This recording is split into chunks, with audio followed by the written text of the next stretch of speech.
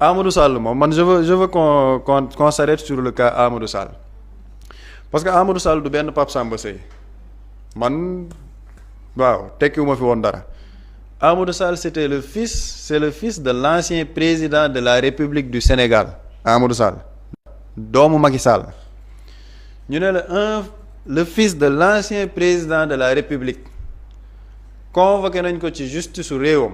justice Sénégal ñëwul wuyu si il a eu le temps d'investir au Maroc ñu ngi koy tudd ci dossier 125 milliards boo xamante ne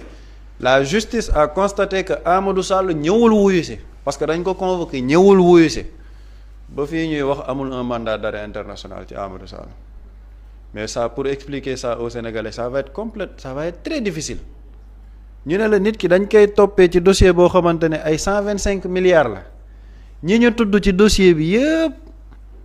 dañu ne ñoom joxuñ ko woon sax aval pour mu utiliser seeni données personnelles pour def li muy def et kooku ce n'est pas n'importe qui c'est le fils de l'ancien président de la République ñu ne la kooku convoqué nañ ko il n'est pas venu répondre à la justice de son pays justice constaté na qu'il n'a pas répondu mais il y a pas de mandat d'arrêt international qui a été émis c'est-à-dire que dossier Amadou Sall nit ñi dañ ko fàtte woon sax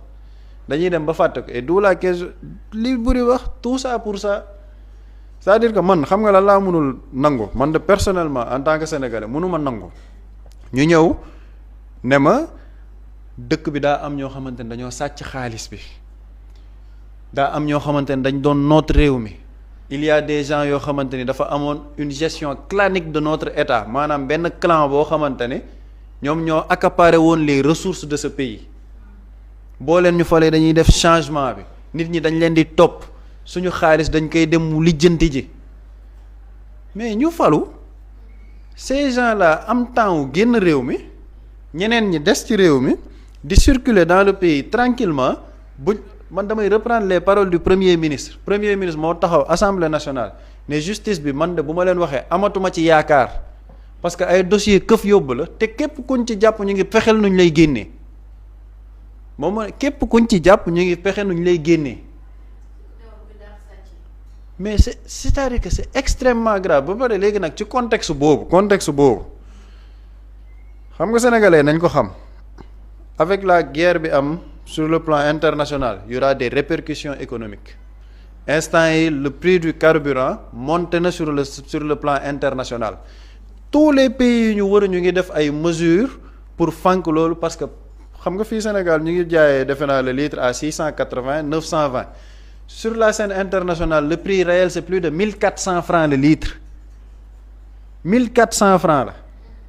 te boo moytul dinañ dem ci mu yokk waa léegi ñu ne loolu noonu mooy situation économique u réew mi sénégalais yi ñu ngi dund coono ñu ngi dund méttit bii te méttit boobu daa am ñu leen ko teg waa ñu leen ko teg kenn du leen topp ñu leen ko teg kenn du wax ci seeni mbir ñu leen ko teg il faut les laisser parler parce qu'ils ont droit au chapitre parce que ce sont des opposants léegi sax far nañu réconcilier wu ak ñoom après tu vas vers les mêmes sénégalais ne leen kaay leen def sacrifice man de dans ces contextes là je suis très patriote extrêmement patriote Sénégal rek a ma ñor mais kenn du ma laaj sacrifice ci moment boobu kenn du ma ko laaj parce que sacrifice boobu day jiitoo sur un devoir de justice et de vérité te le cas de Amadou Sall lu tax c'est un cas extrêmement grave mais du Amadou Sall il n'est pas connu juste pour des affaires de ay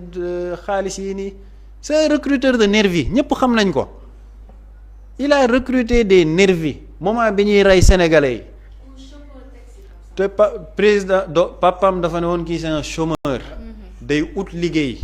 xam nga ñun li ñuy wax xam naa ne kulunaa yi dinañ merati di nekkati di wax c'est-à-dire que ce sont des faits un chômeur boo xamante ne dafa nekk ci réew mi di maye ay GIE la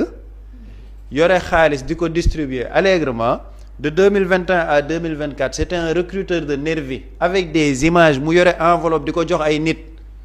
nit ñooñu bu ñu génnee di gërëm Amadou Sall mais Sénégal la ñu fekk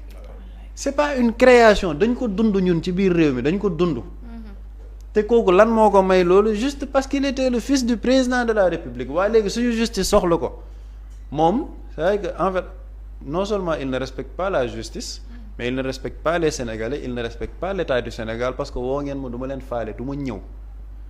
j'ai le temps man xaalis bi ma jël ma investir ko ci feneen jënd ay paaru ay entreprise marocaine pour un chômeur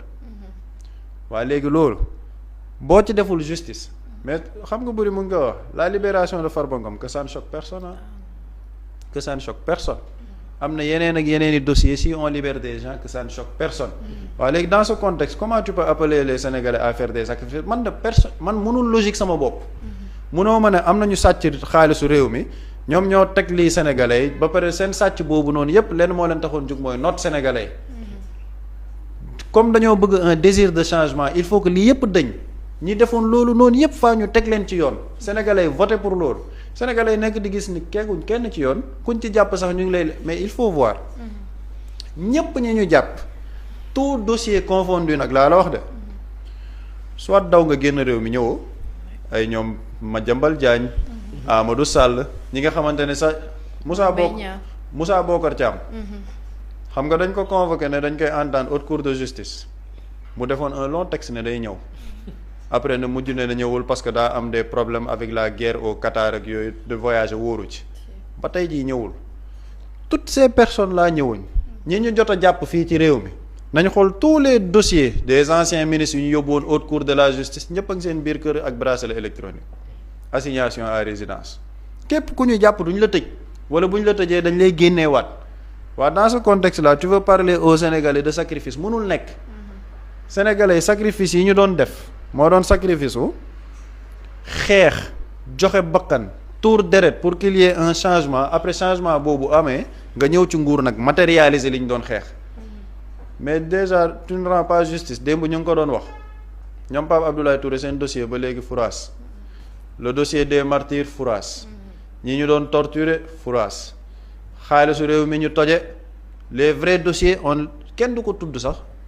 ArcelorMittal da nga déggati fu ñu ko tudd te pourtant ce sont des dossiers très très importants ArcelorMittal déggoo ko suñu pétrole bi ñuy renégocier fan la jóge c'est pas les contrats léonins yu ñu signé ak ay ñoom Frank Timis da nga dégg ñu wax ci contrat d'armement 45 milliards da nga dégg ñu wax ci et pourtant yooyu noonu yépp mënoon nañ ci def sax ay commission d'enquête parlementaire kenn waxu ci ce sont des dossiers yoo xam ne kenn du ci wax après on veut dire aux Sénégalais waa réew mi ñun ñoo ko bokk nañ def réconciliation on a des problèmes économiques nañ takk ndigg yi xam nga def ay effort duñ ko def parce que effort yooyu noonu day fekk ñu gis ne il y a une volonté de répondre aux aspirations du peuple sénégalais c'est une question de logique simple justice tant que amul mbir yi tant que ñu ngi koy gisee nii sénégalais yi du ñu am lu leen neex ci biir réew mi te keroog ñu ngi ko doon wax après le 4 avril ma ni Sénégal jamono ji transformé ko nga def ko sax Dubaï les sénégalais ne seront pas contents parce que xol yi féexuñ xol yi neexuñ parce que li ñuy xaar amuñ ko te du soxor du dara c'est juste que daa am ay nit yu teg Sénégal ci coono bi ñu war leen a teg ci justice teguñ leen ci yoon malheureusement nag on nous vend un discours de réconciliation boo xamante ni ñun ñëpp bokk on doit construire le Sénégal ensemble pendant ce temps ñi toje xaalisu réew mi ñu ngi dem di investir feneen bu ñu leen woowee du ñu ñëw ñoo xamante ni ce sont des fugitifs dañuy dem di seetaan le match de l'équipe nationale du Sénégal à Paris di narguer di wax maam c'est l'ambiance qu'il y a au Sénégal quoi on attend une justice on n'a pas de justice on a des fondations yoo xamante ni la première dame elle va à Ndiaganiao naan leen dinañ leen defal maison de la femme en fait c'est ce climat là qu'on veut vendre au Sénégalais ak li ñu xeex yépp ak li Sénégalais xeex yépp en 2024 lii lañ leen nekk di faye surtout cette question de la